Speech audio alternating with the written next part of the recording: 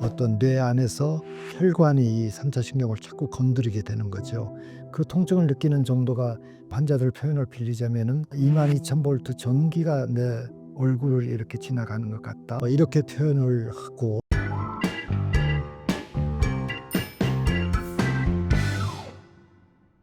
여러분 안녕하세요. 하이다 건강 전문 아나운서 이화영입니다. 오늘은 많은 분들이 궁금해하시고 또 알고 싶어 하시는 다양한 주제들 준비해 봤는데요. 척추관 협착증, 추간판 탈출증, 그리고 오십경과 3차 신경통을 주제로 자세하고 또 담대한 이야기 나눠보도록 하겠습니다. 네, 오늘은 문현석 원장님과 함께 하도록 하겠습니다. 원장님 안녕하세요. 네, 안녕하십니까? 네. 문현석입니다. 네. 저희 시작하기 앞서서 원장님이 좀 더 자세한 자기소개부터 듣도록 할게요. 네, 저는 마취통증학과 전문의입니다. 네. 원장님이 정말 이 40년 동안 이 분야에 계시면서 또 오늘 저희에게 많은 정보를 전달해 주실 것 같아서 더욱더 기대가 되거든요. 오늘 주제가 보니까요 원장님 굉장히 다양하더라고요. 많은 이야기들을 또 해 주실 것 같은데 가장 먼저 척추관 협착증에 대해서 설명 부탁드릴게요. 네, 그렇습니다. 말 그대로 우리 몸의 가장 중심이라고 할 수 있는 척추, 이 앞에 모형이 나와 오. 있습니다마는 이 척추가 이렇게 이 허리뼈는 5개 뼈와 이렇게 꼬리뼈로 구성이 되어 있고 뼈하고 뼈 사이에는 저렇게 디스크라는 게 있고 양옆으로 노란 신경이 나와 있지요. 네. 이 신경이 들어있는 관을 우리가 척추관이라고 얘기를 합니다. 이 척추관이 어떤 퇴행성 변화, 그러니까 나이가 들어가면서 생기는 거죠. 퇴행성 변화에 의해서 조금 이 관이 좁아지는 것도 있고 또 우리가 이제 오늘 말씀드릴 디스크가 튀어나와서 2 차적으로 척추관이 좁아지는 경우를 우리가 척추관 협착증이라고 얘기를 하고 있습니다. 이 척추관 협착증의 가장 뚜렷한 그 증상 중에 하나는 가정주부들이 뭐 설거지하려고 이렇게 싱크대에 서 있다가 한 5분 정도 지나면은 허리가 아프고 다리가 저리기 시작한다. 그렇게 호소하기도 하시고 또 일반적으로는 인제 우리가 처음에는 괜찮지만은 쪼끔 한 5 분이나 10분 정도 걷기 시작하면은 허리가 아프고 다리가 저리고 땡겨서 더 이상 걷지 못하고 쪼끔 그 자리에서 앉아서 쉬는 경우가 조금 있습니다.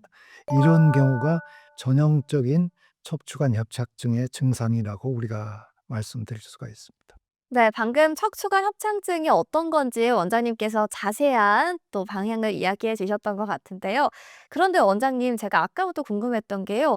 요거는 이제 보고 '아 이게 척추구나.' 생각이 들었는데 옆에 있는 이 주사기는 어떤 건지 잘 모르겠어요. 이게 뭐 치료 방법 중에 하나일까요? 네, 그렇습니다. 최근에 인제 우리가 척추관 협착증을 치료하는 여러 가지 방법이 있습니다. 일단은 간단한 먹는 약부터 시작해서 물리치료도 있지만은 그러한 약이나 물리치료 또 일반적인 침상 안정으로 해서도 증상이 완화되지가 않는 그런 다리가 저리고 당긴다든가 허리의 통증이 너무 심한 경우에는 일단은 우리가 신경치료라고 하는 이제 주사 치료를 해 보는데 이러한 주사 치료를 해도 그 효과가 길지 않고 여전히 반복적으로 증상을 호소할 때는 최근에는 인제 이러한 기구를 이용하는 경우가 있습니다. 그래서 이러한 조그마한 기구가 이렇게 꼬리뼈를 통해서 이 협착이 있는 부위에 들어가게 되는 거죠. 네. 그래서 이 협착이 있는 부분을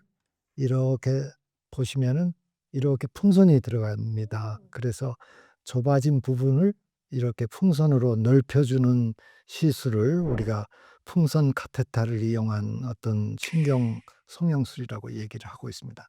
또 한 가지는 이런 풍선 시술을 하면서 동시에 다른 쪽으로 어떤 어 튀어나온 디스크나 인대를 이렇게 조금 제거할 수 있는 그런 그 최소 침습적인 그런 시술도 우리가 최근에는 많이 하고 있습니다.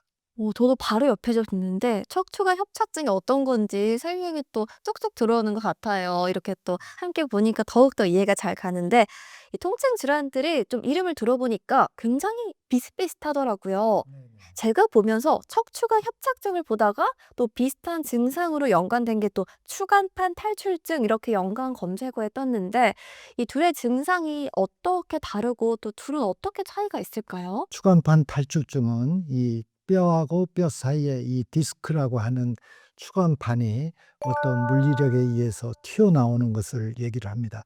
아마 MRI 사진에서 지금 보여드릴 수가 있는데요. 이 디스크가 튀어나와서 이 양옆으로 나오는 신경을 자극을 하게 되면은 다리가 저리고 당기는 경우가 우리가 일반적으로 추간판 탈출증, 척추 디스크라고 얘기를 하고 있습니다. 그리고 앞서서 말씀드린 척추관 협착증은 디스크에 의한 튀어나온 것도 원인이 될 수가 있지만은 뒤쪽에서 어떤 관절의 인대라든가 여러 가지 척추관의 조그마한 구조들이 이제 나이가 들면서 이제 많이 변형이 되는 거죠. 그래서 이런 것들이 복합적으로 관을 좁게 만들어서 증상을 일으키는 그런 경우를 우리가 척추관 협착증이라고 얘기를 하고 있습니다. 네. 제가 그렇다면 갑자기 궁금한 게 원장님, 보통 아프면 저희가 병원을 가야 되잖아요. 요런 쪽에서는 저희가 일반인들이 어느 정도 통증이 있어야 병원을 방문하는 게 좋을까요? 네, 그렇습니다. 이 허리가 아프다든가 다리가 저리고 당기는 증상이 있을 때 대개 하루 이틀 정도 일상에서 쉬거나 안전 가료를 하면은 대부분은 많이 좋아지는 경우가 많이 있지만은 요통이라든가 또는 하지 통증, 다리가 저리고 당기는 통증이 지속적으로 또는 한 달 이상 또는 3개월 이상 낫지 않고 지속되고 있을 때는 반드시 전문가의 도움을 받는 게 필요하다고 할 수가 있습니다. 네, 원장님이 방금 중요한 이야기를 해 주신 것 같습니다. 통증이 지속해서 반복이 된다면 꼭 늦지 않게 전문가의 도움 받아보시면 좋을 것 같고요. 그리고 또 다른 질환도 있습니다. 오십견인데요. 오십견은 정말 주변에서 저도 사실 많은 이야기를 듣기도 했어요. 그만큼 이게 어떤 건지 궁금한데 오십견이 대체 어떤 거예요, 원장님? 네. 일반적으로 말 그대로 오십견이라고 하는 경우는 나이가 50이 되면은 이제 어깨에 문제가 생긴다는 이제 그런 뜻으로 일반 사람들이 통용하는 그런 말인 것 같습니다. 그렇지만은 의학적으로는 동결건 또는 유착성 피막염이라고 얘기를 하고 있고 우리가 어느 날 갑자기 조금 어깨가 아프기 시작했는데 그때 어깨 아픈 것 때문에 뭐 침도 맞고 뭐 약도 먹고 해서 좋아졌어요. 그렇지만은 그게 조금 더 지속이 되다가 어느 날 갑자기 이제 옷을 벗을 때 어깨 통증을 심하게 느끼기도 하고 또 남자분들은 이제 화장실에서 인제 손이 뒤로 가지 않게 되는 그런 경험을 하게 되고 또 그래서 어깨처럼 우리가 360도 회전하는 유일한 관절인데도 불구하고 정상 범위로 올라가지 못하는 구축 현상이라고 그러죠. 팔이 정상적으로 올라가야 되는데 이것밖에 올라가지 못하고 뒤로도 이렇게 완전히 올라가야 되는데 이제 엉덩이 수준밖에 가지 못하고 많은 통증을 호소하는 그런 경우를 인제 우리가 의학적으로는 유착성 피막염 이렇게 얘기하고 있습니다. 이것을 일반 사람들이 인제 오십견, 동결건 이렇게 얘기를 하고 있지요. 그래서 인제 이런 경우는 우리가 어깨 관절 내부가 이렇게 어 라운드하게 되어 있어야 할 관절 내부가 이렇게 짜부라져서 좁아진 경우이기 때문에 이렇게 달라붙은 관절을 이렇게 다시 원상복귀시켜 주는 인제 그런 시술이 필요합니다.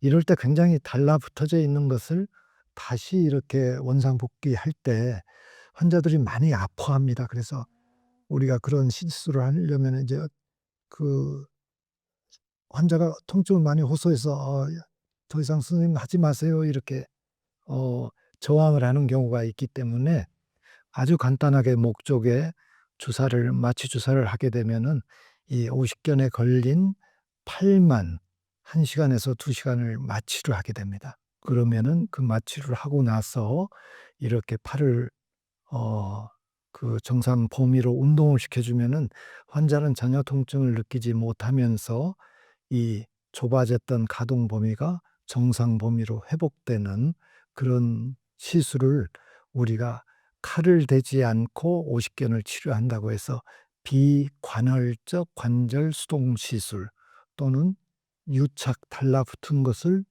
떨어지게 한다고 해서 유착 박리 시술, 또 유럽에 있는 많은 의사들이 시행하고 있기 때문에 브리즈망 시술 이렇게 얘기를 하고 있습니다. 네, 그렇다면 이 오십견은요, 원장님. 어떻게 뭐 구체적인 치료 방법이라든지 이게 뭐 예방이라든지 뭔가 있을까요? 네, 그렇습니다. 일단은 우리가 오십견에 이완되게 되면은 안에 있는 어깨 안에 있는 여러 가지 회전근개라든가 여러 가지 기름 주머니라든가 이런 것에 염증이 생겨 가지고 굳어진 상태이기 때문에 이 굳어진 상태를 정상적으로 이렇게 풀어주는 주사나 시술 같은 게 필요합니다.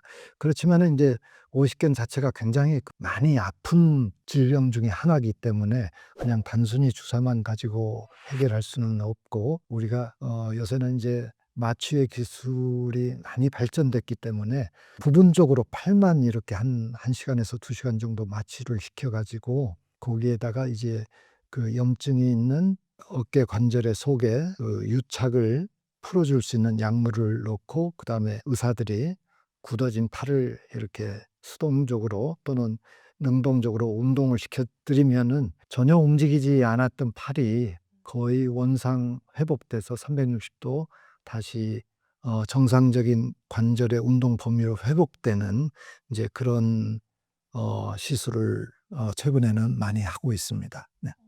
오, 생각보다 굉장히 다양한 치료 방법들도 있는 것 같아요. 그러면은 마지막으로 이 통증이 너무나도 강력해서 통증의 왕자라고 불리는 질환도 있더라고요. 바로 3차 신경통인데요. 이거는 어떤 거예요? 네. 3차 신경통이라고 하는 것은 이제 우리의 뇌신경 중에 한 가지가 3차 신경이라고 하는 안면부의 감각을 담당하는 신경입니다. 네.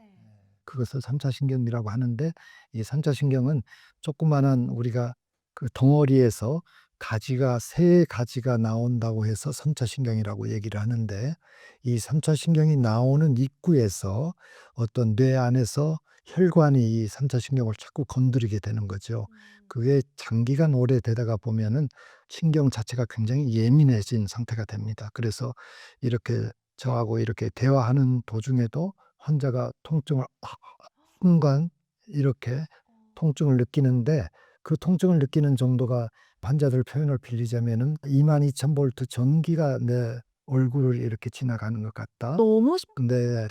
또는 어떤 큰 그 도끼 같은 것으로 자기 이마를 깨는 것 같다. 이렇게 표현을 하고, 얼마나 아프셨습니까? 네. 그래서 어떤 환자분 같은 경우는 자기 눈이 실명이 돼도 좋으니까 네 신경을 조금 끊어서 "이곳을 안 아프게 조금 해 달라." 이런 표현을 하시는 환자들도 있습니다. 그래서 이런 경우는 인제 저희가 통증을 느끼는 선처신경의 가지를 적절하게 신경 차단 치료를 하게 되면은 환자가 드라마틱하게 그 통증이 없어지는 인제 그런 그 효과를 보는 여러 가지 치료를 하고 있습니다.